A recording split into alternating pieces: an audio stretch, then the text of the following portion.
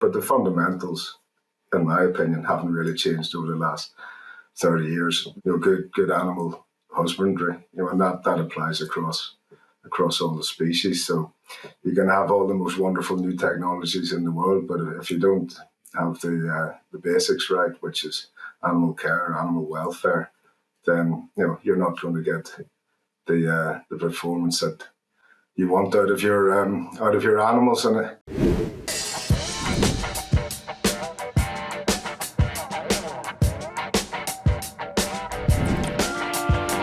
hello, everyone. Welcome to the Wisenetix Podcast, where we connect with leaders shaping the future of agribusiness. Today, we are joined by Andrew Armstrong, Sales and Marketing Director at Pathway Intermediates.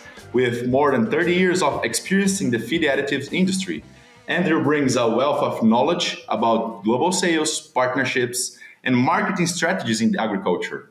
Andrew, welcome to the show. Thank you, Victor. To start on a light note here, you mentioned to me that you live near Liverpool. Are you more into rugby or football these days? Well, for the moment, I'm a little bit more focused on on football because the season's already started. But that focus will change a little bit come November when the autumn internationals start. I'll be cheering on Ireland there, so football will have to take a second place. Awesome. Liverpool has been doing a really good work for the last decades. I've seen that. Not even improved. Andrew, please tell to the audiences about your background a little bit. Introduce yourself, please. Sure. So now I'm originally from Northern Ireland. I grew up in a beef and sheep farm, or actually it was more mixed farm. We had some swine and hens at the beginning as well. So that's where I grew up, just outside Belfast. And then I studied in England, completed my degree in England, moved back to Ireland for 3 years. Worked alongside my father, who'd set up his own business retailing 2 farms.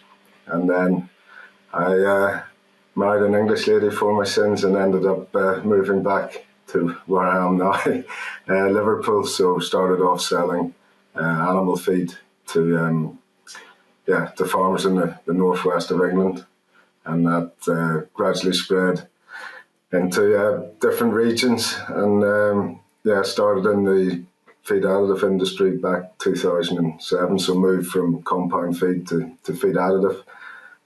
So first of all, covered the UK and Ireland, mostly focused on ruminant feed, and then I went across to doing feed additives for all the species, and that took me to a more global role. So I was fortunate enough to be able to visit all the main continents of the world, working with feed companies and suppliers there, and then had a brief spell also just focused on Western Europe for a few years. And then, just over 12 months ago, joined Pathway Intermediates. Wisenetix turns podcast airtime into brand authority. We don't sell ads, we elevate voices. Curious how far your voice can go to become a reference in the industry and attract more leads? Scan the QR code and discover how we can turn your expertise into unmatched brand authority. Let's transform expertise into influence, starting now. Awesome. So you've built your career across multiple markets, as you said, from Ireland to the global roles. Now you are with the Pathway Intermediates. The question, looking back, what are the key lessons regarding the journey in sales and marketing within agriculture? The lesson is, always remember people like to deal with people. I know we live in a much faster paced world now with new technologies, but you can't beat that face-to-face engagement. And I think, if you were to ask me what am I passionate about, it's meeting people and meeting new people.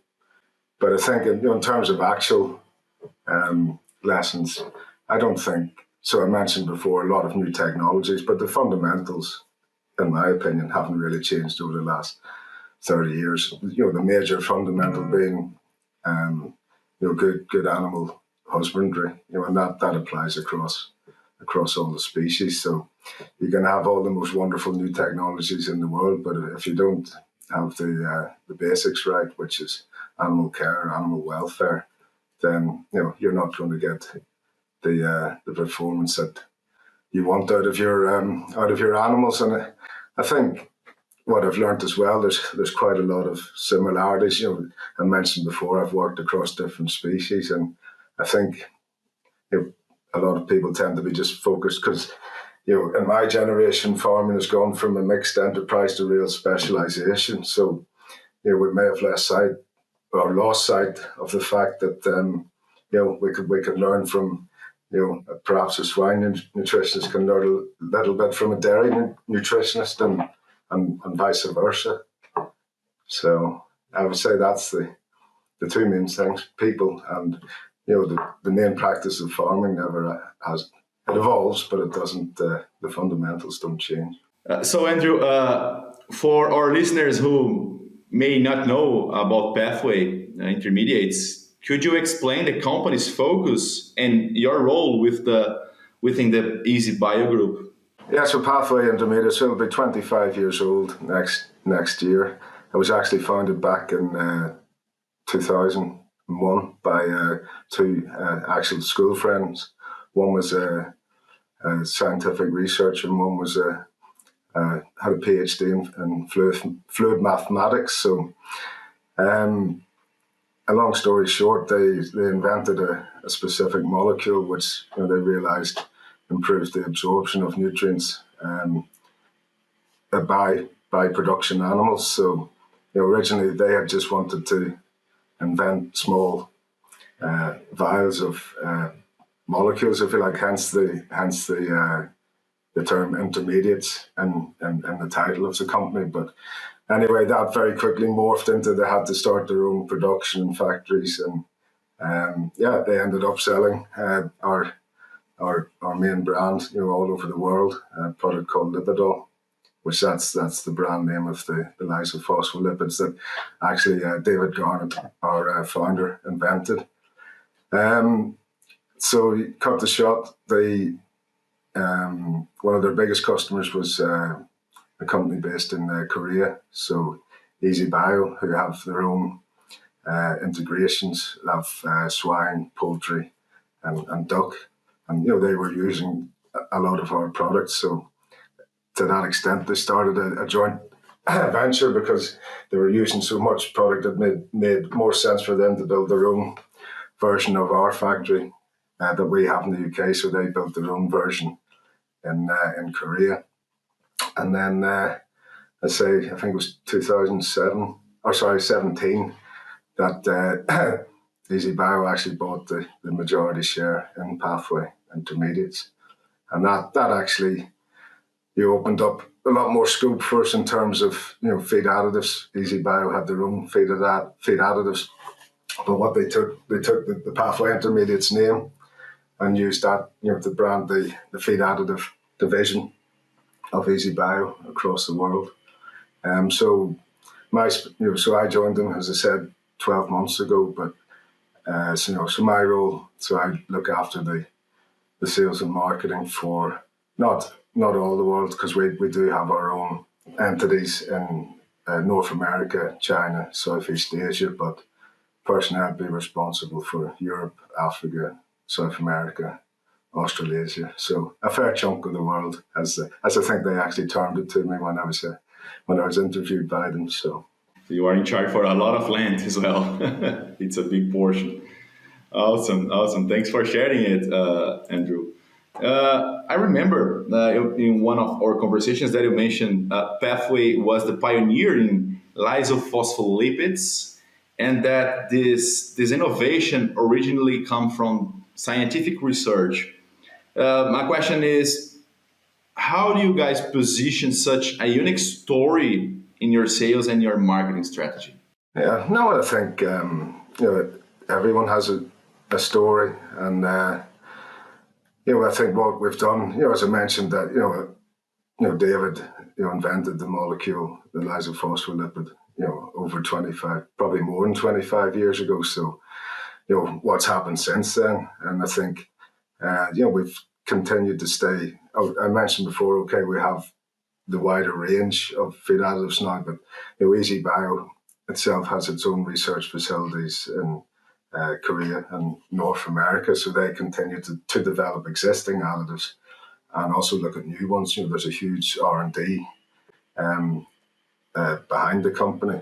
But speaking from Pathway Intermediates, what we've done is looked at, okay, we invented it, but how do we make it better? How do we improve the quality? How do we improve the concentration, the handling, and just continue to develop the product. And and it has evolved a lot in the last 25 years, and probably applied more across more species than ever now.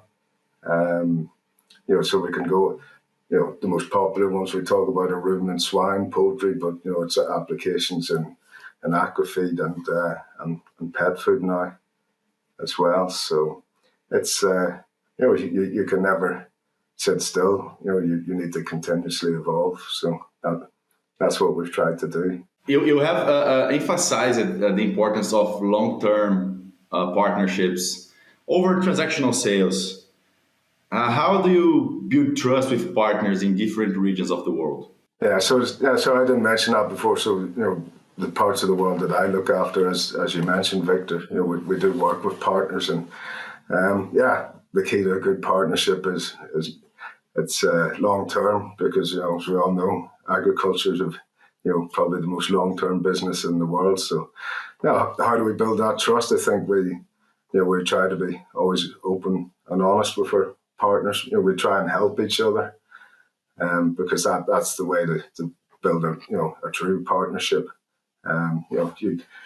Each parties share their own burdens, and I mentioned open and honest.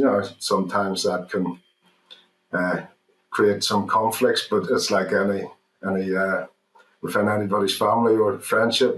We all fall out from time to time, but in the end, it makes us stronger.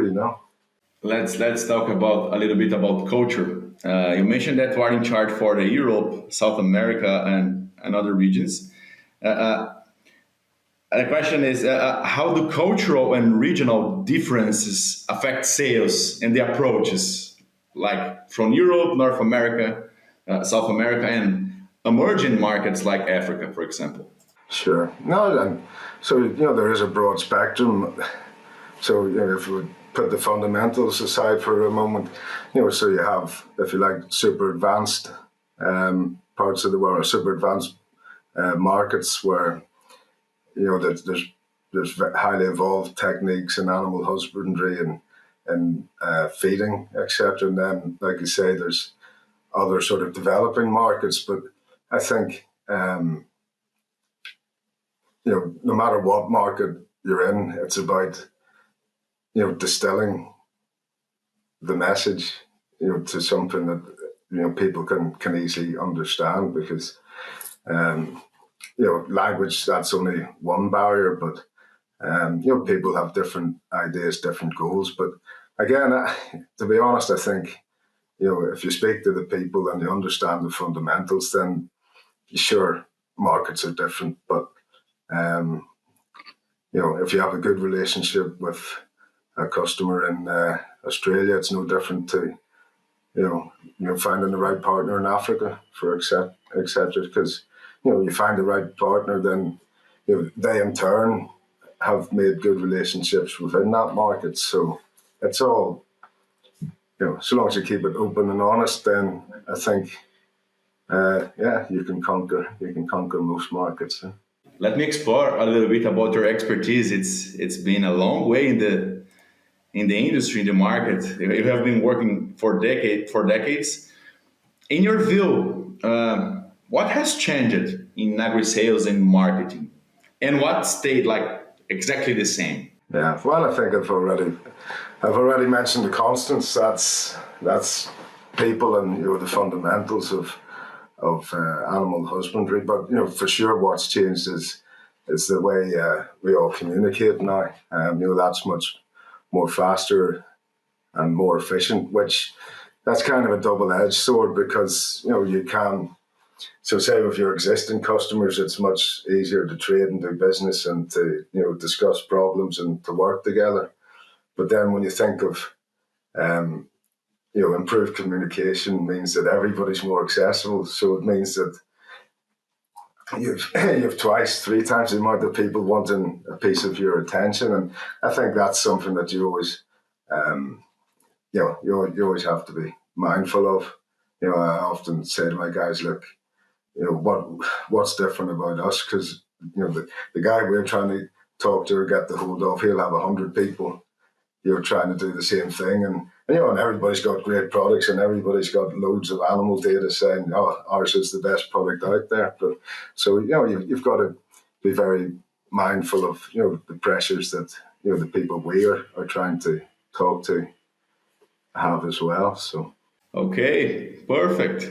While you're thinking on that, but the thing is with faster communication, there's also a lot more, as I mentioned, a lot more data, if you like, and sometimes it's like the communication side, it can become overwhelming, and I know there's a lot of, for want of a better word, data mining going on now, but I think that, and that's exciting for the future because I think we'll get much better at that, and people will have more information at their fingertips. They already have a lot more information than when I started, so it will.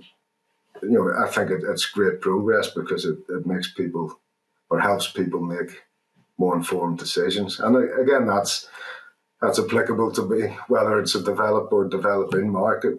I think the danger in a developed market is that you think you know it all. Well, in my experience, you don't. Not that I ever did, but even more so now.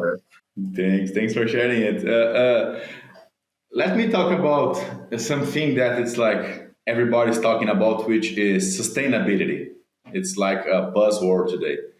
In your perspective, how can companies go beyond marketing labels and actually live and breathe sustainability in sales and brand positioning? Because I think, I'm not sure if I mentioned already, but I think there's been a blur. And again, this is part of the different markets, but I think we're all guilty of there's two words, there's consumer and customer. And I think they've become a lot more blurred. And again, in my time in the industry, and I think we need to be quite clear that everybody's a consumer. And we need to, in my opinion, we need to think of everybody as our customer more than a consumer. And I think that, from the, as you say, sustainability is a buzzword, but, we're all consumers and we all like consuming. And in my honest opinion, I don't think we can preach that we should consume less because, there's parts of the world that, want to get to the same standard that the more developed countries have. So what can we do? What to me is truly sustainable? I think first and foremost, we look inwards and we look at, what we're doing, because, businesses survive on selling products. So the best we can do is make sure that our products, we can hold our hands up and say the products we are producing have as low an impact on the, again, overused word, but everybody's carbon footprint. I think if everybody looks inwardly, and that goes right from, the end customer right through to ourselves who are trying to sell them. If everybody pulls together and tries to do the best they can to limit the resources that we use or the finite resources that we use, that to me is the true message of how we can become sustainable. Because there's no point going on a huge pilgrimage to try and change the world, because the world isn't so easy to change. It's always a challenge. How the world needs to keep running, and at the same time, we have to look to the environment and the resources that some of them are limited. So it's always looking to find the balance. And as you said, like promoting everything that you are selling and offering and creating must be sustainability have to be improved all the time, or at least having this this vision for keep improving the way that you're coming to the nature? Yeah, because I mentioned the word pilgrimage or crusade. You'll never convince all the people, and I've got children, I've got grandchildren, and I'm not sure if they're even becoming a bit or care as much as because you only learn as you go along. So the younger generation, and there's no doubt there's a lot of them do care and they're trying their best, but we've got to try and take a strategy that tries to fix it from both ends. So there's education and there's training, but you've also got to look inwardly and do the best you can, because eventually they'll find out, but we want to make sure they find out before it's too late.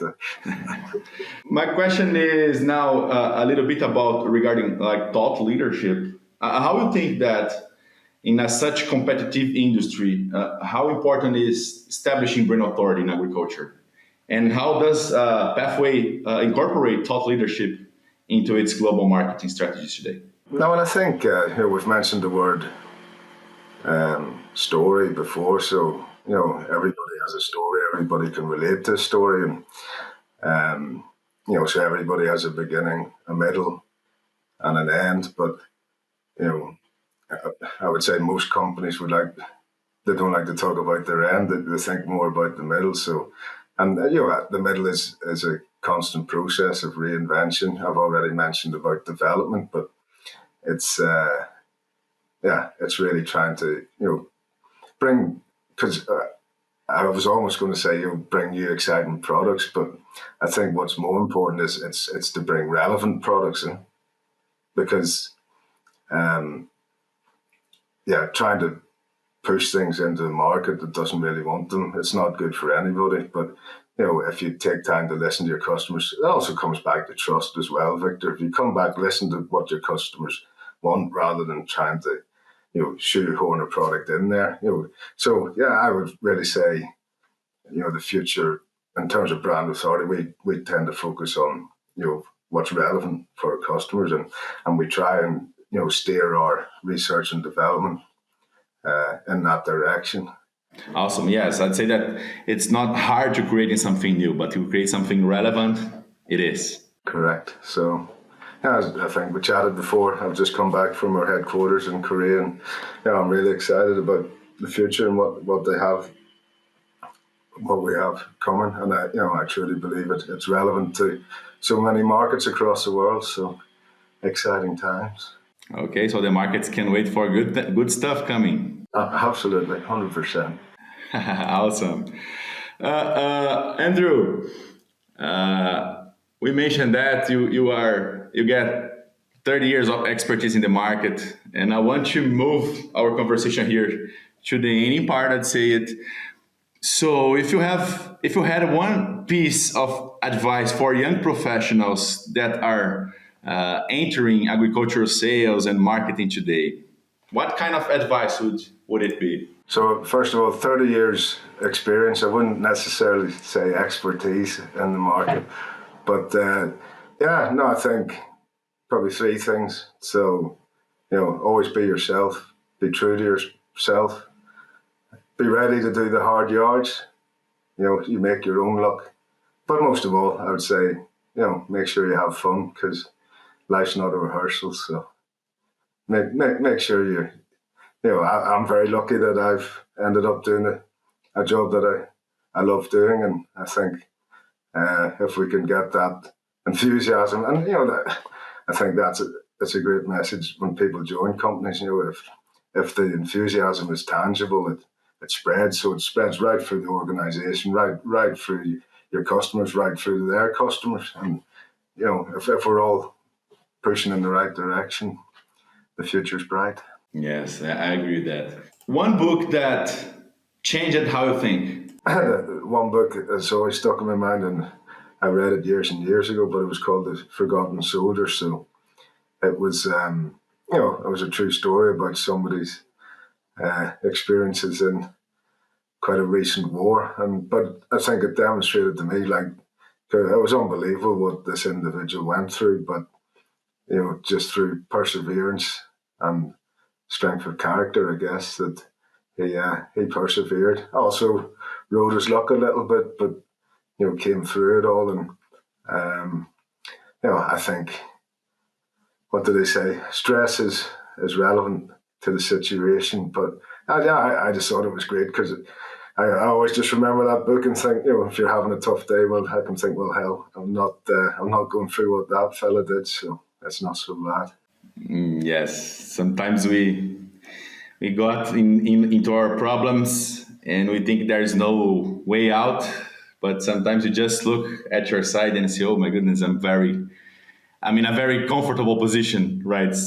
Yeah, again, it's something I've seen, traveling the world, and it always makes me laugh when I come back to the passport queue in the UK and hear people complaining about how long the queue's taking, and I have a laugh to myself because I may have come back from somewhere in the world where you see quite a lot of poverty, etc., and you just think it's it's not funny that people are in poverty, but I think it just makes me laugh that these people think they have huge problems because the passport queue's taking too long. That's a deep phrase that I heard once, which is you probably are complaining for something that other people are dreaming about to have. Correct. Something like that. Yeah, well, they call it first world problems. Yes. Something most people don't know about you, Andrew. Some curiosity here. Well, probably I'm a grandfather because I look so young. Very good. Okay. How many great kids you have? Three under three. So wow. Busy times. Awesome. But I'm not as busy as my son. So. Okay, Andrew. So where can our listeners follow to your work or connect with Pathway? Yeah, so that you can could start our website, so that's pathway-intermediates.com, and you can also look for us on LinkedIn, and you'll also find you'll find links from our website to the parent company I mentioned, Easy Bio.